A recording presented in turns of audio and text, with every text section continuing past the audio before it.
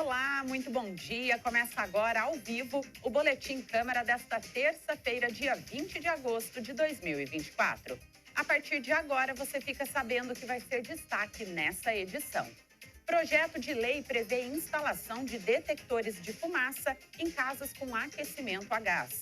Estudo revela que efeitos das mudanças climáticas podem agravar a fome.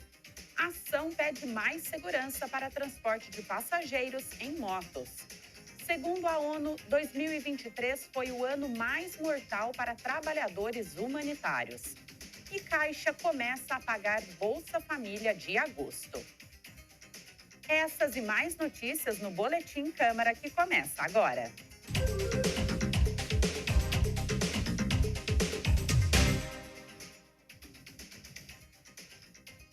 Nós iniciamos o nosso Boletim Câmara com as informações sobre o trânsito para você que vai utilizar as principais rodovias que cortam a nossa cidade.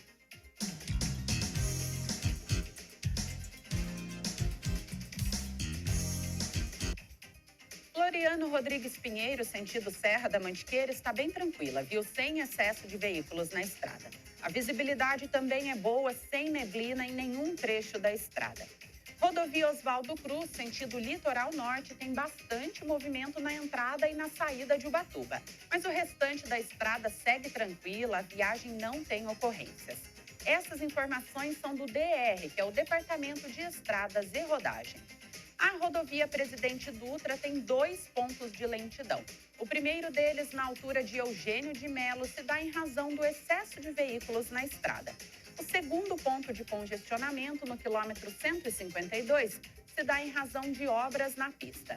A pista da direita está interditada, então o trânsito segue pela esquerda. Atenção do motorista nesses trechos. As informações são da CCR Nova Dutra, a empresa que administra a rodovia. Nós temos imagens também da rodovia Presidente Dutra. São imagens ao vivo, cedidas pela CCR. Esse é o quilômetro 124, ali próximo a Caçapava, próximo da divisa entre Taubaté e Caçapava. A pista da direita, que você vê na tela, é sentido São Paulo e a pista da esquerda, sentido Rio de Janeiro. Apesar aí de um movimento de veículos, mas não tem congestionamento, a viagem segue tranquila para o motorista. E a Defesa Civil emitiu um alerta para risco de incêndio em áreas de vegetação seca devido à baixa umidade do ar. O incêndio pode ter início por diversos fatores naturais, como a baixa umidade do ar, acúmulo de galhos secos, atrito entre rochas e outras condições que podem contribuir para a queimada espontânea. Além disso, o homem também pode contribuir negativamente quando joga lixo ou bitucas de cigarro na estrada, por exemplo. Então, atenção nesse período de seca. Além dos malefícios para a saúde humana, ainda há risco de incêndio. Não contribua para que isso aconteça e faça a sua parte. E na edição de ontem, nós mostramos um resumo da pauta da sessão ordinária que acontece logo mais, às 14h. Hoje, nós vamos explicar com mais detalhes 2 dos projetos que estão na pauta. Quem traz as primeiras informações é a nossa estagiária Isabela Vieira. Está na pauta uma proposta do vereador Douglas Carbone que obriga a instalação de detectores de monóxido de carbono em imóveis residenciais que utilizem aparelhos aquecedores de água e calefatores a gás. O monóxido de carbono é um gás levemente inflamável, de alta toxicidade e de difícil detecção, já que ele não tem cheiro, cor e nem gosto. Dependendo da quantidade inalada, a exposição a este gás pode representar riscos graves à saúde, podendo levar à morte. Além de ser um dos gases eliminados nos escapamentos dos carros, o monóxido de carbono é produzido durante incêndios e na utilização de churrasqueiras, aquecedores a gás ou querosene, em fogueiras ou outras fontes de combustão. A proposta do vereador obriga a instalação dos detectores antes da emissão do habite-se pela prefeitura. O descumprimento sujeita o proprietário ao pagamento de multa no valor de 20 unidades fiscais do município, o FMTs, o que significa mais de R$5.000. Na justificativa do projeto, o autor traz exemplos de acidentes que já ocorreram devido ao acúmulo de monóxido de carbono no ambiente. Esse projeto é o 9º item da ordem do dia e entra para a primeira votação hoje. Se ele for aprovado, ele volta na próxima sessão para ser votado em segundo turno. E ainda falando sobre sessão ordinária, nós já detalhamos esse projeto que obriga a instalação de detectores de monóxido de carbono nas residências. Agora, a nossa estagiária Ariane Viana fala de uma outra proposta, que cria a taxa de fiscalização ambiental. Os vereadores de Taubaté aprovaram em primeira votação, no dia 20, o projeto de lei 38 de 2023, de autoria do prefeito José Saldi, que estabelece normas para a taxa de fiscalização ambiental. A fiscalização ambiental e as infrações ao meio ambiente são assuntos de um projeto apresentado pelo prefeito, que será votado na sessão de hoje. O licenciamento ambiental de alguns estabelecimentos e empreendimentos cabe ao município, e desde 2018 a Secretaria do Meio Ambiente e Bem-Estar Animal passou a ter fiscais ambientais concursados no seu quadro de funcionários. Assim, esses agentes ficam encarregados de fiscalização e aplicação de sanções e multas ambientais. Eles podem realizar vistorias, atender denúncias e reclamações da população e participar de reuniões técnicas e de grupos de estudo. Dependendo da situação, as punições podem variar, de advertência, multa, restrição de direitos, embargo de obra ou atividade, demolição de obra e até mesmo a suspensão parcial ou total da atividade. Além disso, o projeto lista as possíveis infrações cometidas contra o meio ambiente e a sanção para cada caso, como destruir ou danificar florestas, cortar árvores em área de preservação permanente e explorar ou fazer uso comercial de imagem de unidade de conservação municipal sem autorização, para citar alguns casos. Obrigada, Ariane, pelas informações. E esse projeto de lei foi tema de audiência pública em abril, aqui na Câmara, e recebeu 11 emendas redacionais da Comissão de Justiça e Redação. As emendas são sugestões de melhorias no texto ou então assuntos que os vereadores querem acrescentar ou retirar do texto original. Se for aprovado, o documento retorna na próxima sessão para votação em segundo turno. E qual é a sua opinião sobre esse assunto? Você acha importante, você acha necessário que a cidade tenha uma lei de fiscalização e sanções em casos de crimes ambientais? Cada vez mais está sendo necessário falar de clima, de meio ambiente, ações do homem que afetam as condições ambientais, e em Taubaté não seria diferente. Então, eu convido você a compartilhar conosco a sua opinião sobre este e outros assuntos também. Nós queremos saber o que você pensa sobre os projetos de lei, sobre as matérias e também as notícias que nós trazemos aqui no Boletim Câmara. O nosso WhatsApp para contato é esse número que está aparecendo aqui na tela para você. DDD 12 3625 9525. Fique à vontade para participar aqui do nosso programa.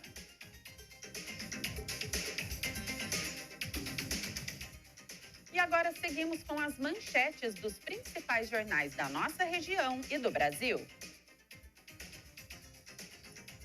Jornal O Vale destaca: Câmara analisa veto de Saldi à emenda sobre loteria municipal, que detalhava a destinação da receita obtida com a loteria. Caso os vereadores mantenham o veto, o texto da emenda será arquivado. Caso o veto seja derrubado, o trecho será promulgado pelo Legislativo e passa a integrar a lei. O portal da Universidade de Taubaté traz como destaque: Unital abre inscrições para a Feira de Profissões 2024.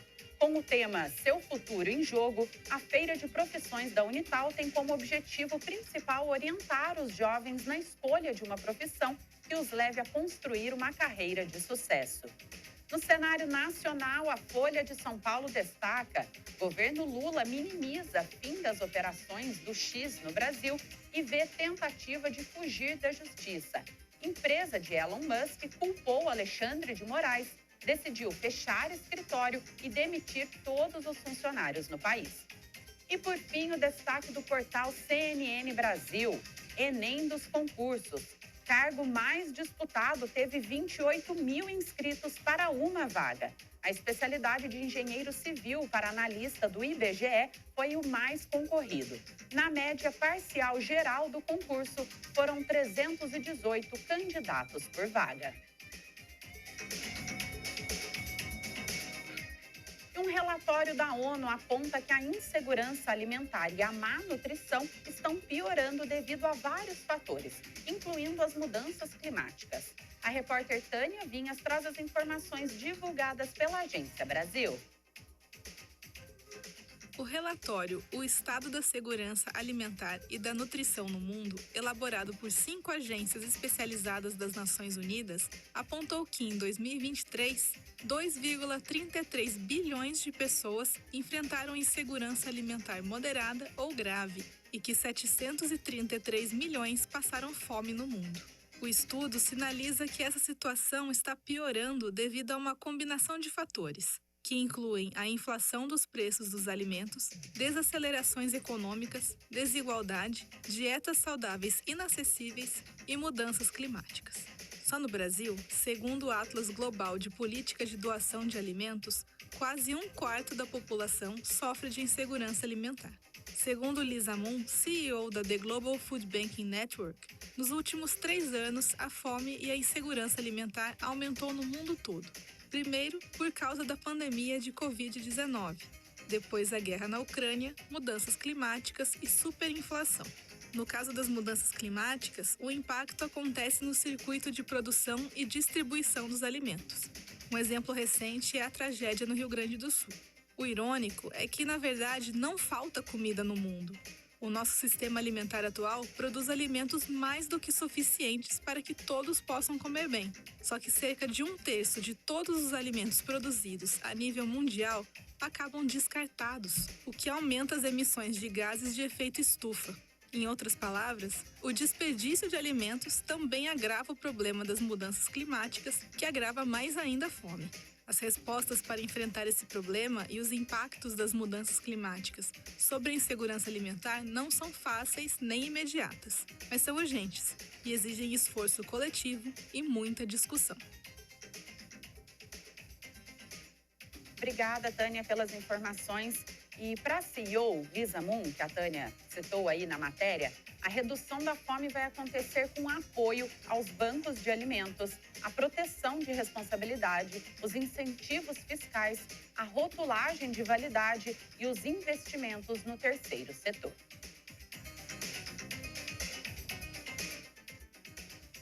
A falta de segurança dos aplicativos de transporte de passageiros com motocicletas abriu precedentes para uma disputa judicial que está começando no Recife, mas poderá envolver o serviço em todo o país. Uma associação acionou a justiça para exigir que as plataformas ofereçam serviços mais seguros. Mais informações com Lucas Levin. A Associação Brasileira dos Usuários de Veículos, a ABUV, com sede na capital pernambucana, entrou com uma ação civil pública contra as plataformas Uber e 99 Moto para que haja um rigor maior nas exigências de habilidade e segurança para cadastro dos condutores parceiros. A principal fundamentação é um aumento significativo dos casos de sinistros de trânsito envolvendo motociclistas e principalmente passageiros dos aplicativos. Atualmente, não é feita nenhuma exigência que valide a capacidade técnica para a condução de motos transportando passageiros. Além do cadastro na plataforma, são exigidos somente documentos obrigatórios, como a CNH definitiva na categoria e os documentos de licenciamento da moto. Apenas uma das plataformas exige que a habilitação tenha a sigla EAR, de Exerce Atividade Remunerada. Na ação, a associação recomenda que o curso de pilotagem defensiva seja oferecido pelos Detrans e que o cadastramento dos motociclistas nas plataformas seja aceito apenas mediante a exibição do certificado do curso. E também que seja estabelecida uma idade máxima para as motos, equiparando assim as exigências feitas aos carros que operam também por aplicativos. Obrigada, Lucas, pelas informações. E as pessoas têm usado cada vez mais os aplicativos de transporte. Com certeza, aumentar a segurança dos passageiros vai ser uma medida positiva. E a ação está tramitando na 9ª Vara Civil de Recife. E segundo o despacho do juiz Ailton Soares Pereira Lima, as plataformas foram intimadas a se posicionar e ainda estão dentro do prazo para a manifestação. E agora seguimos o Boletim Câmara com as informações da previsão do tempo com o nosso estagiário Murilo Henrique.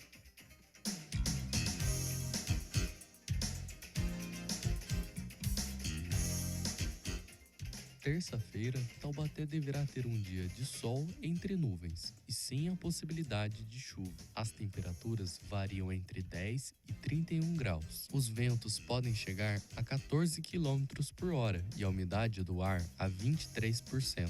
A qualidade do ar é satisfatória e o índice de raios UV é extremo. O sol se põe às 5h47 da tarde. Os dados são da Climatempo Meteorologia.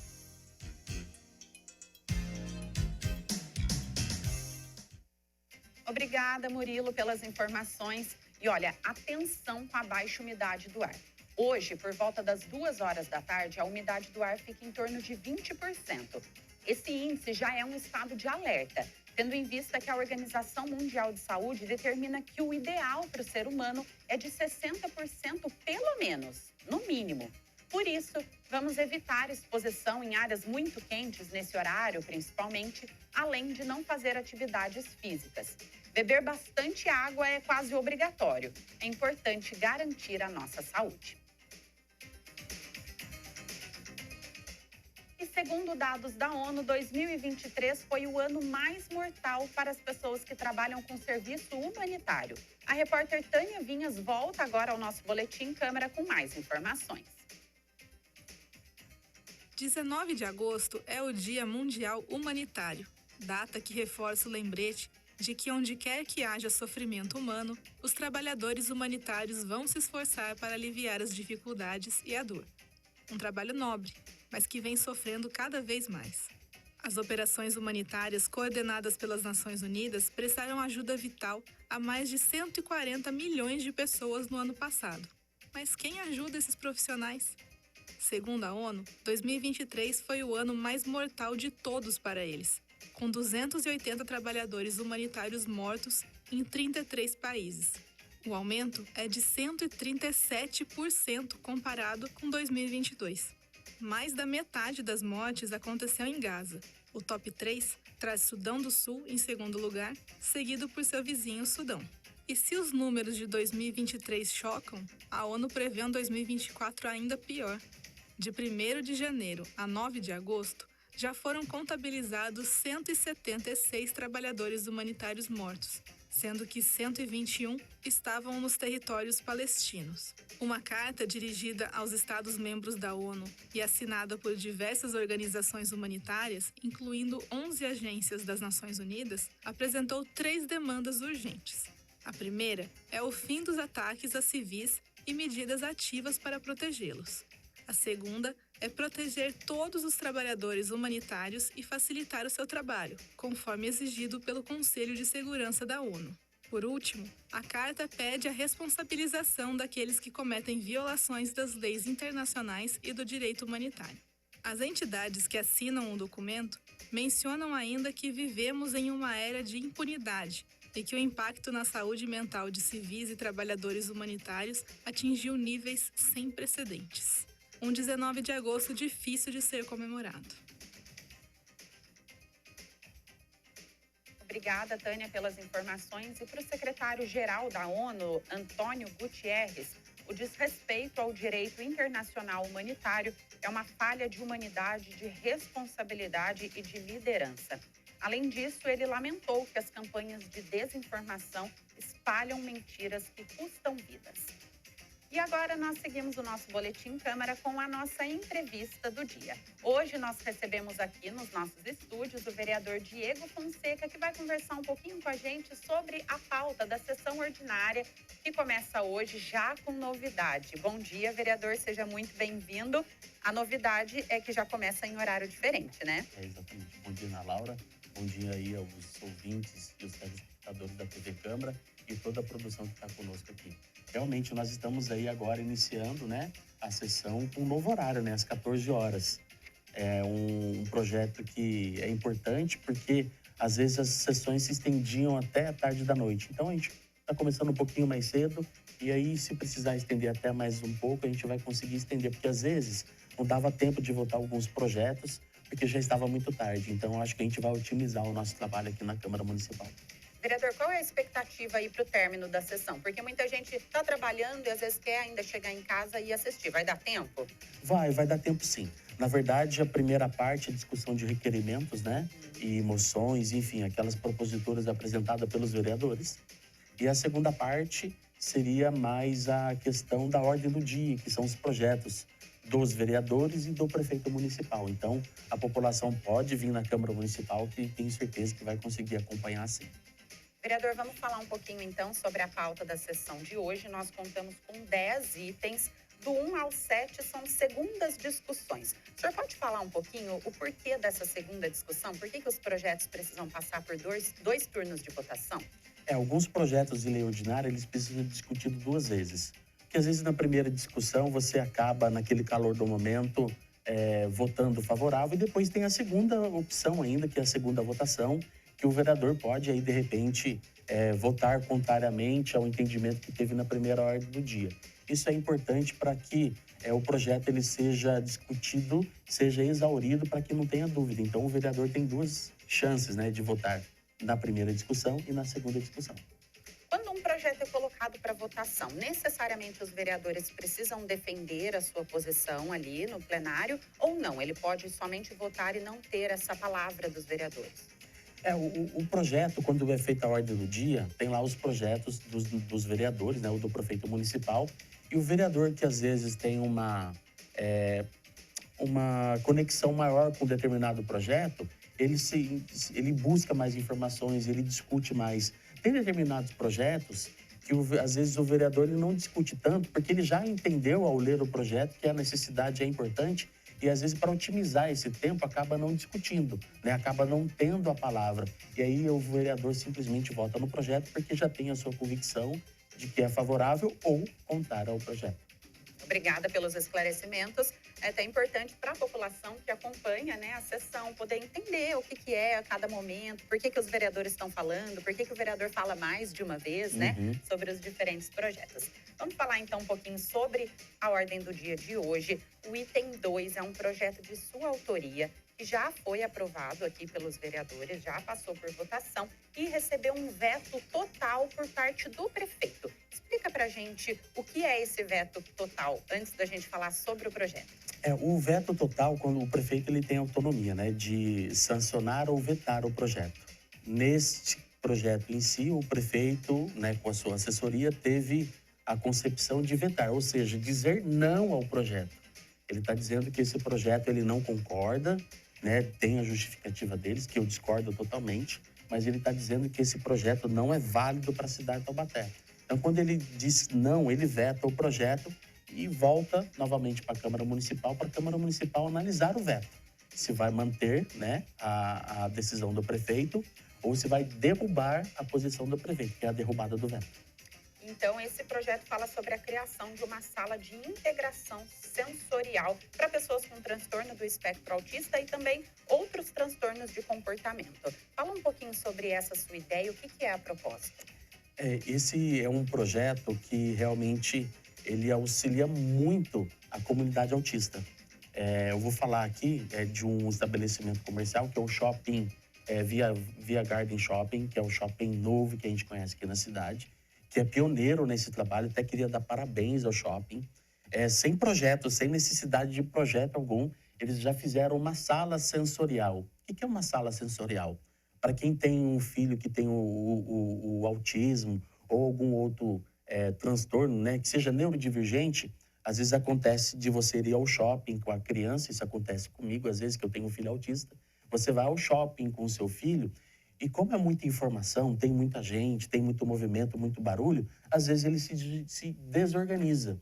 E aí você tem um ambiente propício para isso, que é uma sala separada, né, uma cor mais neutra, alguns brinquedos, brinquedos sensoriais que a criança pode entrar nesse ambiente e se regular, né? Lá às vezes tem umas almofadas, às vezes tem uma rede, às vezes tem um brinquedo. E só o fato de repente entrar numa sala que é um ambiente fechado, que não tem muito barulho, a criança já se organiza.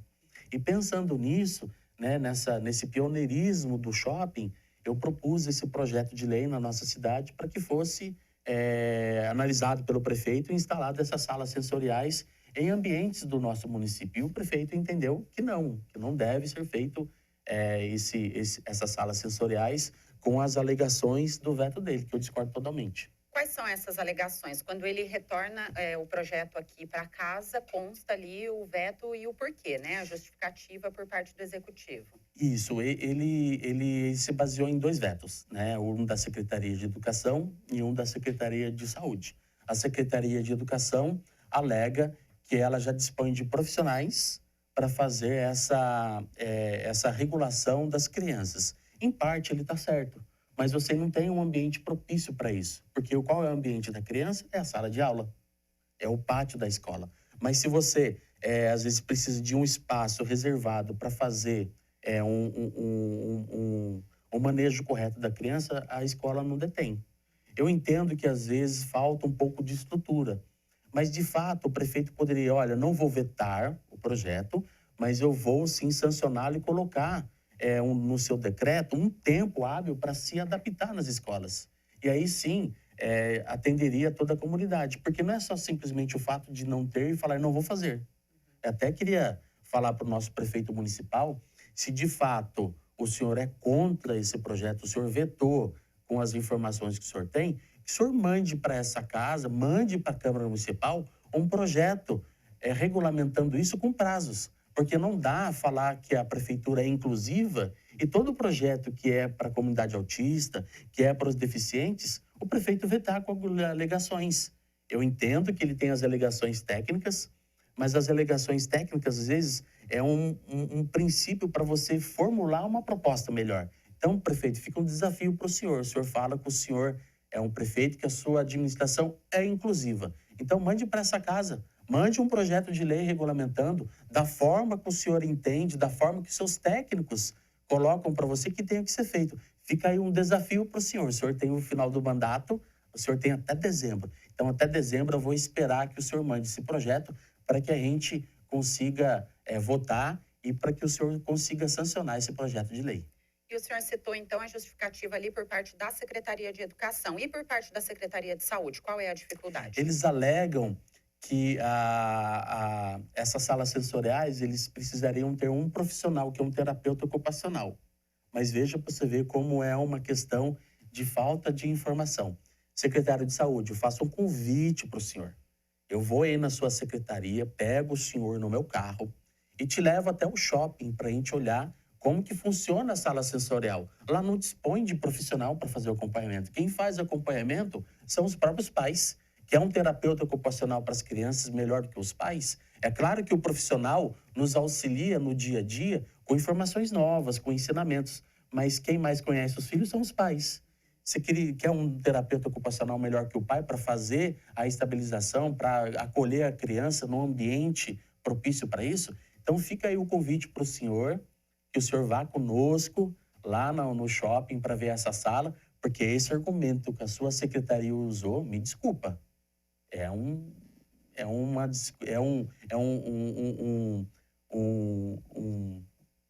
é uma desculpa, mas é um dado que o senhor está colocando no projeto que eu discordo totalmente. Eu acho que é por falta de conhecimento para eu não ter que falar outra coisa. É uma falta de conhecimento colocar isso no projeto justamente para vetar um projeto. Ana Laura, eu quero não entender que às vezes isso é um veto político, né? Porque às vezes tem um veto político, por mais que tenham dados técnicos. Às vezes alguns dados técnicos que não têm muito argumento são colocados para dizer que, olha, o projeto quem tem que fazer sou eu, prefeito, não você, vereador. Então, quero entender que não seja isso. Porque se for isso, prefeito, secretários, me desculpem, vocês estão perdendo muito. Agora, nas unidades de saúde, a gente entende que pode ser frequentada aí por diversas pessoas, podem vir, né, munícipes até de outros bairros e outros locais. Nas escolas, o senhor já conseguiu fazer um levantamento, verificar qual é a demanda, se todas as escolas necessitariam, por exemplo, de uma sala como essa? Olha, hoje, Ana Laura, para você ter uma ideia, a cada 36 crianças, uma é autista. Então, fatalmente, né, necessariamente, uma sala de aula vai ter uma criança autista. Né? Já visse que hoje as salas estão superlotadas. Né? Você vê aí a falta de planejamento da Secretaria de Educação, não só desse mandato, mas do mandato passado também, vem um acumulando no outro, de se fazer mais unidades e fazer uma ampliação.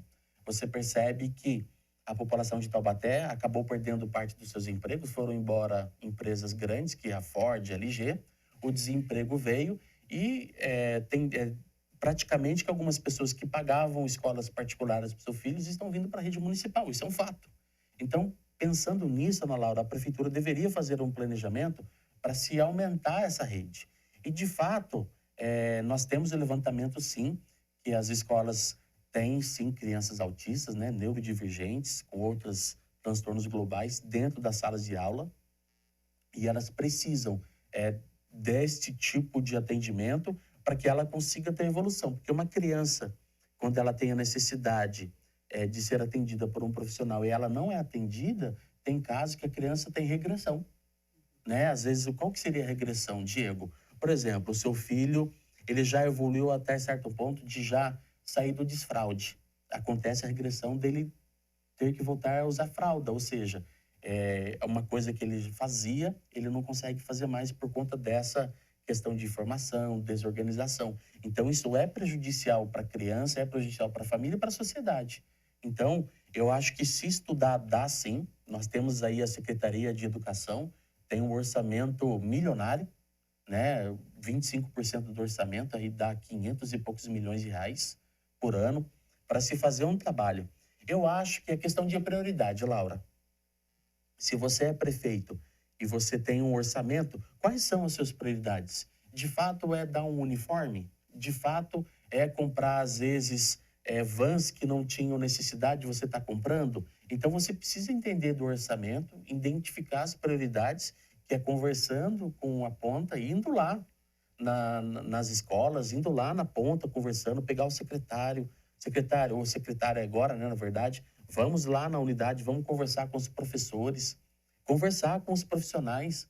É muito difícil, eu entendo que é uma reclamação geral, a equipe gestora às vezes não é ouvida pelos seus superiores, e aí vem de cima para baixo, eles têm que acatar, então acaba acontecendo isso.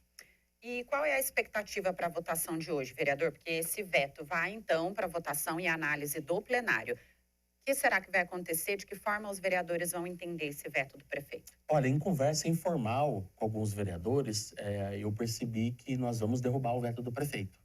Inclusive, a Comissão de Justiça exarou o parecer para a derrubada do veto, entendendo que essa justificativa que o prefeito mandou para a Câmara Municipal não condiz com a verdade. Então, a Câmara Municipal sim está fazendo o seu papel, que é dar voz, que é dar opções, que é dar uma questão de estabilidade para essas crianças e derrubar esse veto e promulgar essa lei. Bom, a gente vai acompanhar então, estaremos ligados aí na sessão para saber o que vai acontecer. Dentre esses outros itens, o senhor quer comentar mais algum outro, destacar mais algum outro? O item primeiro também vai avaliar um veto que foi parcial do prefeito de um projeto de autoria dele mesmo, né, do Serviço Municipal de Loteria. Ele vetou o trecho que destinava o dinheiro arrecadado ali, conforme a Câmara entendeu. Exatamente, nós apresentamos uma emenda e essa emenda, nós colocamos destinando uma parte desse recurso para algumas áreas da prefeitura, inclusive para a questão do autismo. Nós colocamos lá nessa emenda, que foi uma emenda da Comissão de Justiça, que eu quero até parabenizar os vereadores que fizeram. Vai também para a causa animal, que tem o vereador que defende, que é o vereador Douglas Carboni. E o prefeito vetou essa emenda, alegando que quem tem a prerrogativa de dizer para onde que vai o dinheiro ou não é a Secretaria de Fazenda e o prefeito. Mas veja, para a gente votar esse projeto, foi conversado com o líder do prefeito. Nós temos um líder do prefeito aqui na Câmara Municipal. Nós conversamos com o vereador Bob, entramos em acordo para justamente votar esse projeto com essas emendas. E ficou acordado que iria ser aprovado com essa emenda para ir para o prefeito. E depois o prefeito veta. Então, quem é que está faltando com a palavra? Quem é que está errado? É os vereadores que sentam, se debruçam, analisam um projeto, propõem emendas para melhorar o projeto, e aí depois o prefeito vai e veta. Quem é que está faltando com a palavra? Ô prefeito, pelo amor de Deus, o senhor tem os seus secretários de confiança que o senhor escolheu, mas eu já falei para o senhor tem que ficar atento. Tem pessoas que estão do seu lado que não querem o seu bem. Tem pessoas que estão aí do seu lado que quanto pior, melhor. Eu já falei isso para o senhor acho que não gostou, né? Mas enfim, eu vou sempre falar a verdade, porque a verdade ela tem que ser dita. É um projeto que é para a população. Não é um projeto seu, não é um projeto do vereador, é um projeto para a população. E por mais que às vezes o senhor discorde, converse com os vereadores. Ligam para os vereadores, sentam com os vereadores para conversar um projeto que nós acordamos. Nós votamos porque ficou acordado. E aí depois o senhor veta, aí fica chato, né? Fica ruim para a gente, fica ruim para Taubaté. Vereador, então, quero agradecer mais uma vez. Lembrando, então, que hoje a gente tem votação de pelo menos 2 vetos aí de projetos que são importantes para a nossa cidade e a gente se encontra a partir das 14h. Eu que agradeço, Ana Laura. Obrigado pela oportunidade e um abraço a todos vocês. Até a próxima, vereador. E começou nesta semana o pagamento do Bolsa Família e também do Auxílio Gás, referentes ao mês de agosto. Mais informações com o nosso repórter Lucas Levin. O investimento do governo federal no pagamento do Bolsa Família neste mês é de 14,12 bilhões de reais. O programa de transferência de renda atenderá quase 21 milhões de famílias que receberão o benefício médio de R$ 681,09. O pagamento é feito de acordo com o final do número de identificação social, o NIS, do beneficiário, com término previsto para o dia 30. As transferências serão realizadas sempre em dias úteis. Também em agosto, mais de 5,64 milhões de famílias vão receber o Auxílio Gás, que foi criado para diminuir o impacto do preço do gás de cozinha no orçamento doméstico. O valor do auxílio é pago bimestralmente e corresponde a 100% do preço médio nacional do botijão de 13 quilos, que este mês está no valor de R$ 102. Obrigada, Lucas. E as famílias beneficiárias podem consultar as informações das parcelas nos aplicativos Bolsa Família e o aplicativo também Caixa Tem, ou pelo telefone que é o 111. Outras informações sobre o pagamento podem ser consultadas também no site da Caixa.